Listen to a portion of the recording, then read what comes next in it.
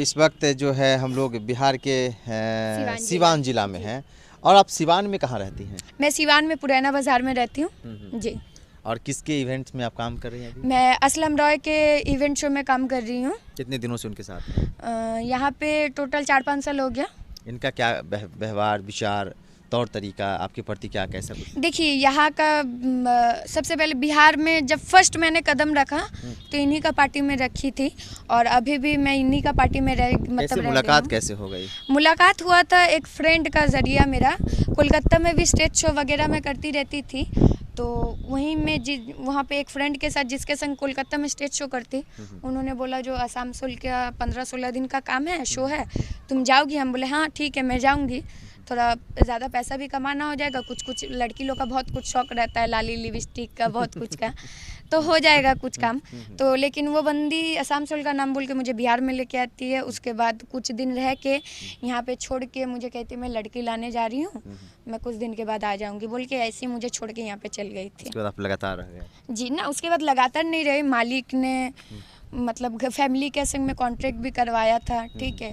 उसका बाद जब लगन रहता है काम करती हूँ, आती हूँ, रहती हूँ, जब लगन ख़त्म हो जाता है, खार महीना स्टार्ट हो जाता है, तब हिसाब किताब करवा के अपना घर चली जाती हूँ। भोजपुरी में आजकल टफ और डिफ़िकल्ट कितना है और आपको कितनी तकलीफ़ों का सामना करके इस मुकाम तक, इस जगह तक पहुँचना पड़ा है? देखिए, अगर डिफ़िकल्ट बोला जाए तो डिफ़िकल्ट बहुत ही ज़्यादा है। जैसे कि आप ये एल्बम वाला जो इश्यूज़ था मेरा, ये आप सुन चुके हैं। और ऑर्केस्ट्रल लाइन जब मैंने फर्स्ट जॉइंट किया था तो एक अलग सा उसमें फीलिंग्स था। जैसे कि यहाँ पे टॉली वगैरह में जैसे काम करवाते हैं, मतलब डांस करवाते हैं लड़की लोग को, हम लोग के वहाँ पे वही टॉली में कहीं ना कहीं बड़े बड़े फैक्ट्रियों में कचरा फेंका जाता है। तो कभी उतना मतलब नॉलेज नहीं था। यहाँ पे आके जब मतलब देखा वैसा मतलब ये जगह, उसके बाद तो पैसा देने के टाइम में वो लोग जैसे हरकतें करते हैं, चाहे कुछ भी, अभी तो नॉर्मल सा लगता है। अभी तो मुझे लगता है हरकत क्या करते हैं, जैसे कि मान के चलिए कोई लड़की का हाथ पकड़ के खींच दिया, तो मुझे लगता है ऐसा कोई देश नहीं है, ठीक है, जहाँ पे बिना लड़की का मर्जी में कोई उसका हाथ पकड़ सके, चाहे उसको टच भी कर सकता होगा। लेकिन यहाँ पे जिस लाइन पे हम लोग काम करते हैं, वहाँ पे सब इजीली जो मतलब जो बॉयज़ रहते हैं, जो दर्शक रहते हैं, देखते जो हैं, उनको लगता है बहुत इजी है। हाथ में 10 रुपया का एक बंडल पकड़ के आ नहीं लिया तो बंदा अपने आप को अंबानी का बेटा सोचने लगता है, ठीक है। तो मतलब कहीं ना कहीं ये सब बहुत मुश्किलें मतलब झेलना पड़ा। ऊपर से जैसे अपने फैमिली से दूर रहना, हाँ, जैसे एक रात माँ के बिना नींद नहीं आता है, लेकिन यहाँ पे महीनों महीनों अपना फैमिली को बिना देखे, चाहे खाली फ़ोन से बात किए, वीडियो कॉल में देख के, मतलब साथ में नहीं रहते हैं, रहना बहुत ही मेरे लिए लगता है टफ है। क्योंकि फिर आपने इस रास्ते को क्यों चुना? क्योंकि मुझे एक मुकाम हासिल करना है। और सबसे पहला बात, मैं एक बहुत गरीब मतलब परिवार से मैं बिलोंग करती हूँ और पापा जी भी मेरा डेट कर चुके हैं। और पापा जी भी दुनिया को अलविदा कह गए? जी, 5 साल हो गए। और मुझे शौक था, जैसे माइकल जैक्सन ने अपना नाम बनाया, जो मतलब गुरु है मेरे, उनके जैसे एक डांसर मुझे बनना है।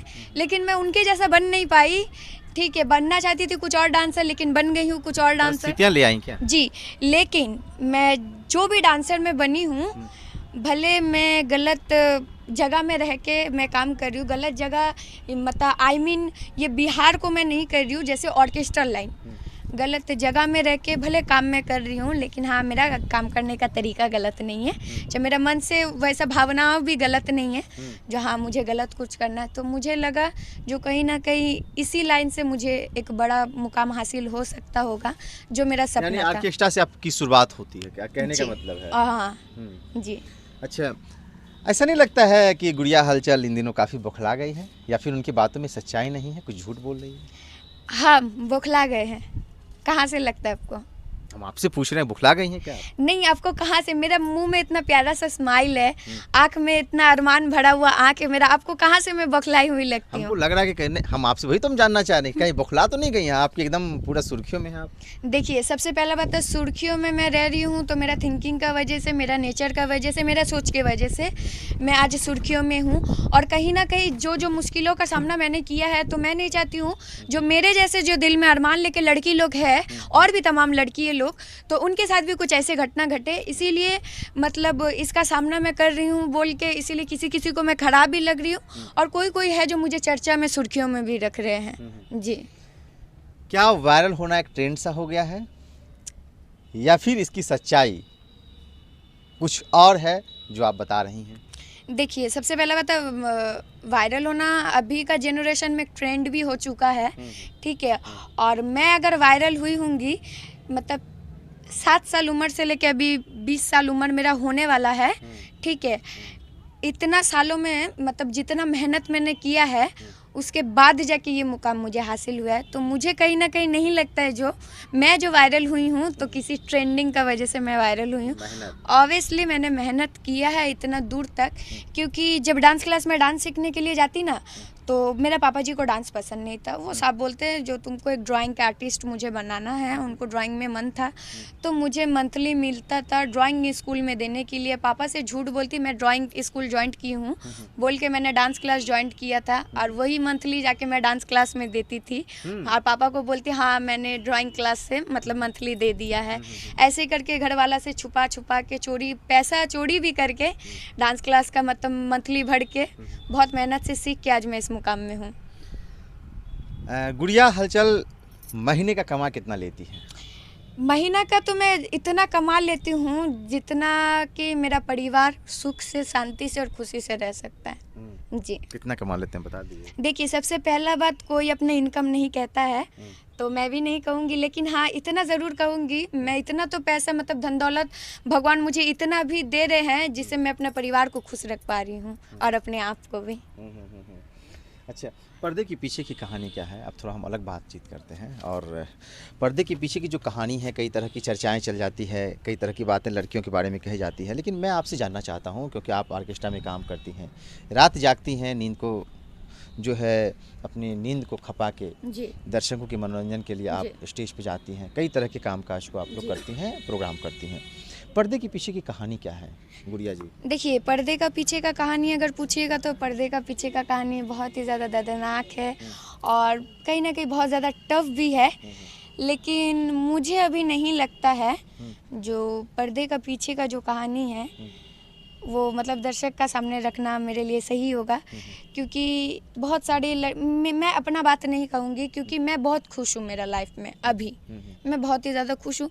और मेरे संग ऐसा दर्दनाक भरा चीज़ मतलब पहले भी कभी नहीं हुआ है, इसलिए मतलब मुझे उतना नॉलेज इस सब में नहीं है, लेकिन हाँ कुछ कुछ लड़कियों का जैसे मैंने सुना है, चाहे देखा है, जो आपकी दोस्त लोग हैं जो साथ में काम वगैरह करती हैं जी, जैसे कि मान के चलिए अपना घर को, परिवार को, वो लोग जैसे कि थी मेरी एक फ्रेंड भी थी, जैसे कि अपना घर परिवार को छोड़ के किसी एक लड़का का संग में भाग के आ गई थी, यहाँ पे शादी ब्याह करके रह भी रही थी साथ में, ठीक है। बाद में उसको लड़का धोखा भी दे देता है, ठीक है, जो उनसे प्यार करता है जी, मतलब वहाँ उसको तो अपने घर से भगा के लेके आता है, ठीक है, और बाद में उसको धोखा भी दे देता है।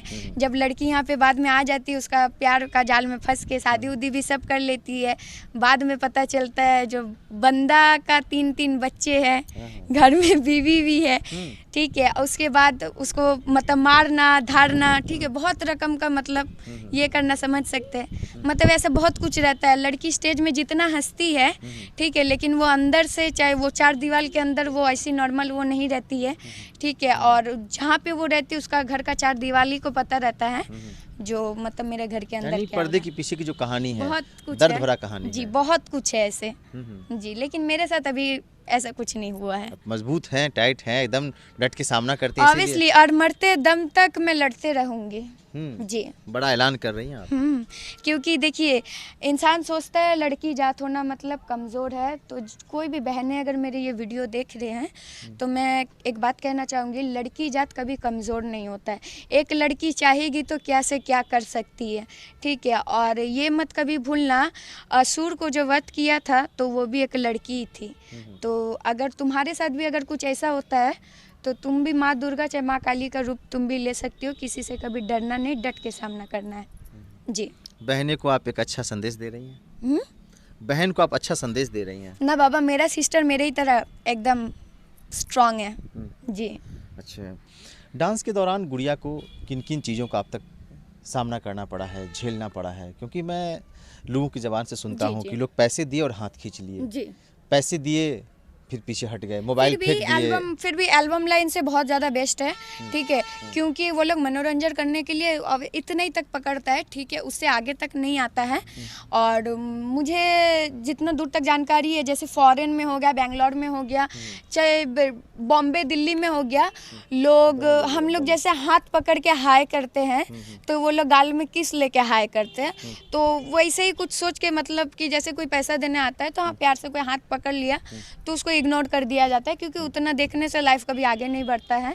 और मुझे कहीं ना कहीं लगता है जो मतलब आप जो सवाल मतलब पूछे, जो बहुत सारा मुश्किलों का सामना करना पड़ता है, हाँ कहीं कहीं ऐसा जगह मतलब चल जाते हैं जिस जगह से हम लोग अनजान रहते हैं, उस जगह के लोगों से हम लोग अनजान रहते हैं, ठीक है। जैसे कि कोई जगह में हम लोग चल गए, बहुत ही बुरा सा माहौल हो गया, सब दारू उरू पी के मतलब अपने ही फुल टंच में रहते हैं, तो कट्टा वट्टा निकाल के लेडीज़ लोग को जोर दबस्ती, नहीं तुम मेरा पैर में बैठ के डांस करो, ठीक है, चाहे तुम मेरे पास आओ मेरे साथ सट के डांस करो, नहीं तो राइफल दिखा के, कट्टा दिखा के जो मैं तुम्हें मार दूंगा।